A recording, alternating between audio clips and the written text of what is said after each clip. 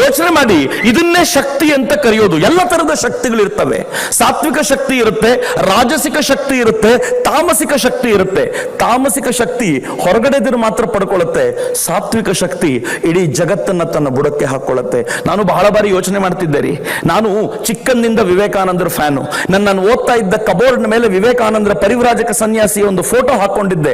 ದೇವರಾಣಿಗೂ ಹೇಳ್ತೀನಿ, ಅವತ್ತು ವಿವೇಕಾನಂದರು ಅಂದ್ರೆ ಯಾರು ಅಂತ ಗೊತ್ತಿರಲಿಲ್ಲ ನನಗೆ. ಈ ಫೋಟೋ ನಂಗೆ ಬಹಳ ಹಿಡಿಸುತ್ತೆ ಅನ್ನೋ ಕಾರಣಕ್ಕೋಸ್ಕರ ಹಾಕೊಂಡವನು. ಓದ್ತಾ ಓದ್ತಾ ಓದ್ತಾ ಹುಚ್ಚಿಡಿಸ್ಬಿಟ್ರು ಸ್ವಾಮೀಜಿ. ಎಷ್ಟು ಹುಚ್ಚಿಡಿಸ್ಬಿಟ್ರು ಅಂತಂದ್ರೆ ಎಲ್ಲವನ್ನೂ ಬಿಟ್ಟು ನಿಮಗೋಸ್ಕರ ಬದುಕಬೇಕು ಅಂತ ಅನ್ನಿಸ್ತು. ಯಾಕಂದ್ರೆ ನಂಗೆ ಚೆನ್ನಾಗಿ ಗೊತ್ತಿತ್ತು, ವಿವೇಕಾನಂದರಿಗೋಸ್ಕರ ಬದುಕೋದು ಅಂದ್ರೆ ಭಾರತಕ್ಕೋಸ್ಕರ ಬದುಕೋದು ಅಂತ. ವಿವೇಕಾನಂದರಿಗೋಸ್ಕರ ಬದುಕೋದು ಅಂತಂದ್ರೆ ಈ ದೇಶದ ಔನ್ನತ್ಯಕ್ಕೋಸ್ಕರ ಬದುಕೋದು ಅಂತ ಅರ್ಥ. ವಿವೇಕಾನಂದರ ಕನಸನ್ನ ಸಾಕಾರ ಮಾಡ್ಲಿಕ್ಕೋಸ್ಕರ ಬದುಕೋದು ಅಂತಂದ್ರೆ ಈ ರಾಷ್ಟ್ರವನ್ನ ಜಗದ್ಗುರು ಮಾಡೋದು ಅಂತ ಅರ್ಥ. ಯಾರೋ ಕೇಳಿದ್ರು ಸ್ವಾಮಿ ವಿವೇಕಾನಂದರನ್ನ, ನಿಮ್ ಕನಸೇನು ಅಂತ. ಏನೇನೋ ಹೇಳ್ಬೋದಿತ್ರಿ 30ರ ತರುಣ.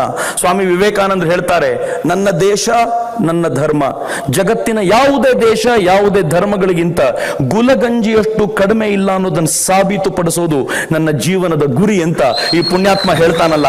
ಈ ಗುರಿಯನ್ನ ಸಾಕಾರಗೊಳಿಸುವ ಜವಾಬ್ದಾರಿ ಯಾರದ್ದು ಅಂತಂದ್ರೆ ಅದು ನಮ್ಮದ್ದು ಅಂತ ನೆನಪಿಸುವಂತ ಒಂದು ಪ್ರಯತ್ನ ಅಷ್ಟೇ. ವಿವೇಕಾನಂದರು ಇಡೀ ಯುರೋಪ್ ಅಮೆರಿಕಾನ 4 ವರ್ಷಗಳ ಕಾಲ ತಿರುಗಾಡಿದ್ರು. 4 ವರ್ಷ ಯುರೋಪ್ ಅಮೆರಿಕಾದಲ್ಲಿ ಸ್ವಾಮೀಜಿ ಮಾಡಿದ ಪ್ರಭಾವ ಎಂತದ್ದು ಅಂತಂದ್ರೆ ಆರಾಮಾಗಿದ್ರು ಅಂತ ತಿಳ್ಕೊಳ್ಬೇಡಿ. ನಾನು ಯಾಕೆ ಇಷ್ಟನ್ನು ಹೇಳ್ತಿದ್ದೀನಿ, ದಯವಿಟ್ಟು ಮನೆಗೆ ಹೋಗಿ ಅಥವಾ ಹೋಗ್ಬೇಕಾದ್ರೆ ಬುಕ್ ಸ್ಟಾಲ್ ಯಾವ್ದಾದ್ರು ಒಂದು ಪುಸ್ತಕ ವಿವೇಕಾನಂದರದನ್ನು ಕೊಂಡ್ಕೊಳ್ಳಿ. ಆ ಪುಸ್ತಕದ ಮೇಲೆ ಕಣ್ಣಾಡಿಸಿ. ವಿವೇಕಾನಂದರು ನಿಮ್ ಲೈಫ್ ಚೇಂಜ್ ಮಾಡದೆ ಹೋದ್ರೆ ನಾನು ಚಾಲೆಂಜ್ ಮಾಡ್ತೀನಿ, ವಿವೇಕಾನಂದರು ಚೇಂಜ್ ಮಾಡ್ತಾರೆ. ಬಹಳ ಜನ ಕೇಳ್ತಾರೆ, ವಿವೇಕಾನಂದರನ್ನು ಓದಿದ್ರೆ ಏನಾಗುತ್ತೆ ಸರ್, ನಾವು ಸನ್ಯಾಸಿ ಆಗ್ಬಿಡ್ತೀವ ಅಂತ. ದೇವರಾಣೆಗೂ ಆಗಲ್ಲ ರೀ. ಸನ್ಯಾಸಿ ಆಗೋದು ಬಹಳ ಸುಲಭದ ಕೆಲಸ ಅಲ್ಲ. ಇವತ್ತಿನ ಸನ್ಯಾಸಿಗಳನ್ನು ನೋಡಿದಾಗ್ಲಂತೂ ಬಹಳ ಕಷ್ಟ ಅಂತ ನೋಡಿದ್ರೆ ಗೊತ್ತಾಗ್ಬಿಡುತ್ತೆ, ಅಷ್ಟು ಸುಲಭ ಇಲ್ಲ. ಸನ್ಯಾಸಿ ಆಗೋದು ವಿವೇಕಾನಂದರನ್ನು ಓದಿದಾಗ ಯಾವ ತರ ಅನ್ನೋದನ್ನ ಯೋಚನೆ ಮಾಡಿ. ನೀವು ಸ್ಟೂಡೆಂಟ್ ಆಗಿದ್ರೆ ನಿಜವಾಗ್ಲೂ ವಿವೇಕಾನಂದರನ್ನು ಓದ್ಕೊಂಡ್ರೆ ಬೆಸ್ಟ್ ಸ್ಟೂಡೆಂಟ್ ಆಗಿ ಹೊರಗಡೆ ಬರ್ತೀರಾ. ನೀವು ಡಾಕ್ಟರ್ ಆಗಿದ್ರೆ ವಿವೇಕಾನಂದರ ನಿಮ್ಮ ಒಳಗೆ ಹೊಕ್ಕರೆ ನೀವು ಒಳ್ಳೆ ಡಾಕ್ಟರ್ ಆಗಿ ಹೊರಗೆ ಬರ್ತೀರಾ. ನೀವು ಇಂಜಿನಿಯರ್ ಆಗಿದ್ರೆ ವಿವೇಕಾನಂದರನ್ನು ಓದ್ಕೊಂಡ್ರೆ ಒಳ್ಳೆ ಇಂಜಿನಿಯರ್ ಆಗಿ ಹೊರಗೆ ಬರ್ತೀರಾ.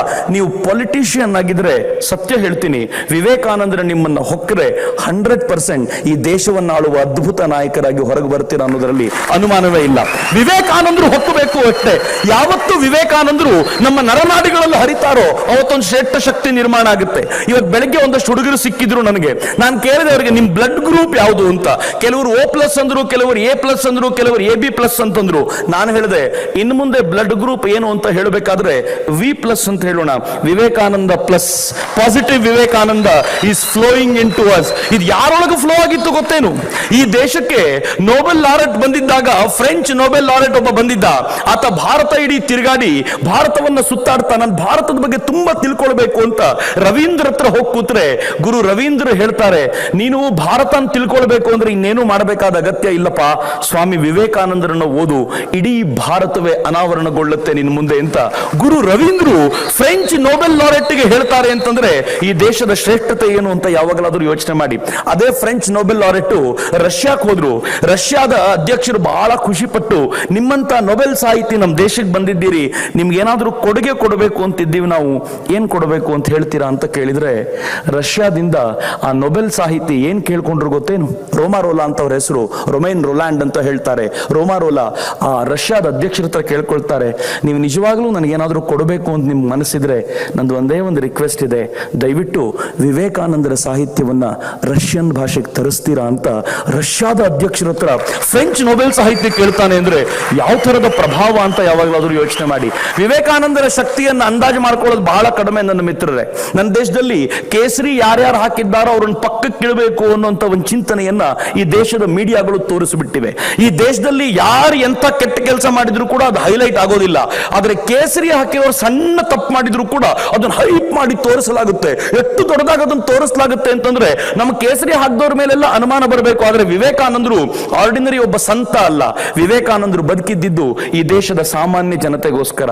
ವಿವೇಕಾನಂದರು ಕಷ್ಟಪಟ್ಟು ಇಡೀ ಅಮೆರಿಕ ಯುರೋಪ್ ತಿರುಗಾಡಿ ಭಾಷಣಗಳ ಮೂಲಕ ಭಾಷಣ ಮಾಡಿದ ನಂತರ ಗಳಿಸಿರುವಂತ ಆ ಸ್ವಲ್ಪ ಸ್ವಲ್ಪ ಸ್ವಲ್ಪ ಹಣವನ್ನ ಸೇರಿಸಿಕೊಂಡು ಭಾರತಕ್ಕೆ ಬಂದರು.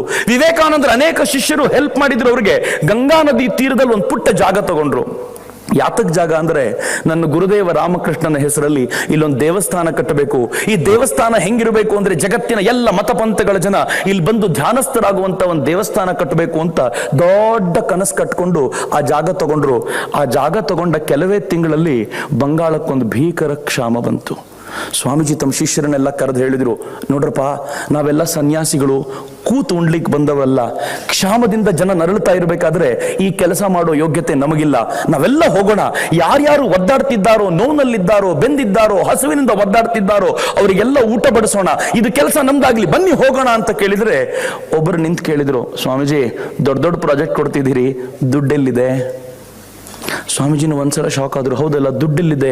ಸಡನ್ ಫ್ಲಾಶ್ ಆಯ್ತು ಅವ್ರಿಗೆ. ದುಡ್ಡೆಲ್ಲಿದೆ ಅಂತ ಕೇಳ್ತಿಯಲ್ಲಪ್ಪ, ಈಗ ತಾನೇ ಹೊಸ ಜಮೀನ್ ತಗೊಂಡಿದ್ದೀವಿ ಮಂದಿರ ಕಟ್ಟಬೇಕು ಅಂತ.